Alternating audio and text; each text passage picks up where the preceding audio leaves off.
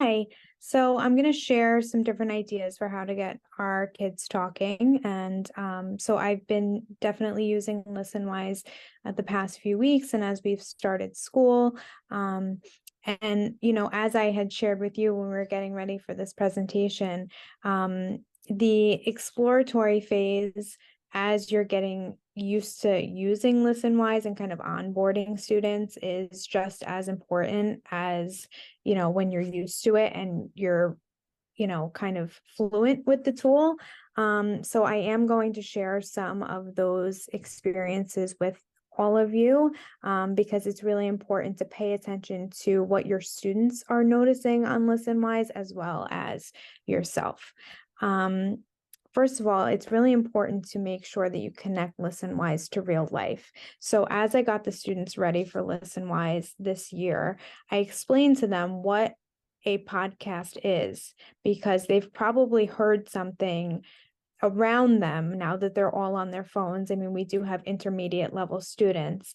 And I explained that they're going to be getting real information. It might be funny information, it might be serious information, but it does connect to real life. And so the first few times that we went back to it, I made sure that I, wrote down the definition, we kind of pulled it apart.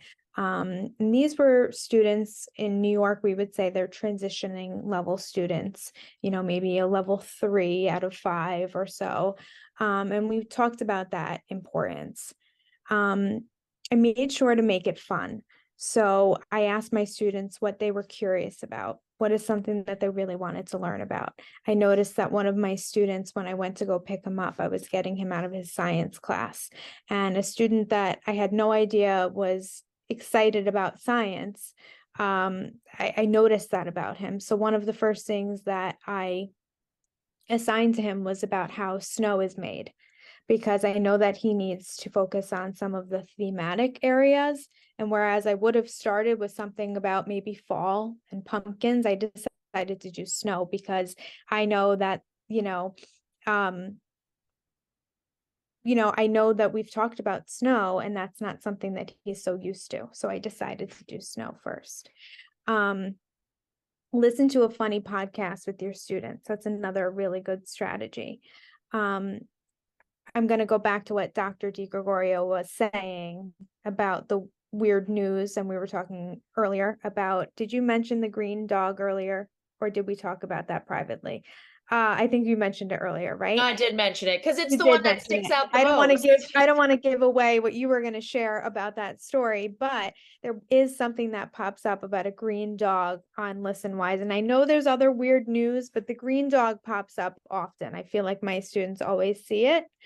Um, then there's something about a green dog that will make them, kind of go, they just go back in their seats like this. So take time to listen to a podcast together. That will definitely get your students talking, if not the words, definitely the images that they show. Um, and also, like I said earlier, let your students explore their own learning. There are so many tools that they can play around with and definitely be mindful of students who are not as fluent with technology, but for those students that are, um, they will figure out how to get the text to read to them or how to translate words. So that goes into my next point of the text help toolbar. The students that I've been working with, some of them do benefit from having the text read aloud to them. So showing them how to use those tools is really important. And it'll help them track the text. And some students need that for different reasons. I also had a student who you can choose whether you assign the transcript or not. And I had one student who was able to fill in the answers because he was going back and following the transcript.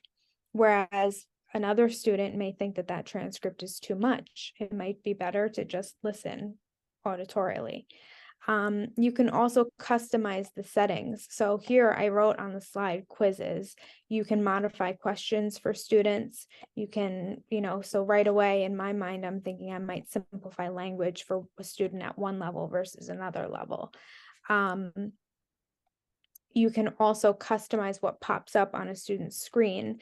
So you may want a student to like listen to the content and language objectives, whereas I have some students where I don't want that much on their screen. So the past couple of weeks, I've really been exploring how you can use the tool.